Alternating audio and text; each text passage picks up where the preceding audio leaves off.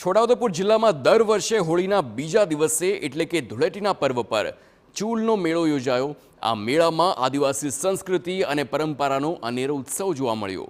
આદિવાસી સમાજના લોકો તેના પર આવેલી મુશ્કેલીના નિવારણ માટે બાધા રાખતા હોય છે અને તેના સંકલ્પ પૂરા થાય એટલે ચૂલના મેળામાં ધગધગતા અંગારા પર ચાલી આ બાધા પૂર્ણ કરતા હોય છે। ચૂલના મેળામાં છોટાઉદેપુર નગરની તેમજ આસપાસના ગામડાની પ્રજા મેળાનો આનંદ પણ માણવા ઉમટે છે તેવા દ્રશ્યો જોવા મળ્યા। છોટાઉદેપુરની અંદર હોળીના બીજા દિવસે પરંપરાગત મુજબ આગલે દિવસના અંગારા જે હોય છે એની અંદર આદિવાસીઓ ખુલ્લા પગે ચાલતા હોય છે।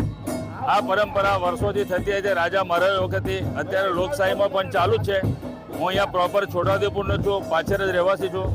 નાનપણથી અમે દેખીએ છીએ આ લોકો પોતાની શ્રદ્ધાપૂર્વક જે બાધાને માનતા રાખે છે એ પરિપૂર્ણ થાય અને આ રીતે અગ્નિની અંદર એ લોકો ઉઘાડા પગે ચાલે છે, પણ એમને કશું થતું નથી। અને મારી બાધા હતી કે અમે ચૂલમાં ઉતરીએ ને વર્ષોથી અહીંયા છે ને બધા ઉતારતા આવે છે, નાના છોકરાને લઈને અહીંયા ઉતારતા આવે છે અને જેની બાધા હોય એ પૂરી કરે છે।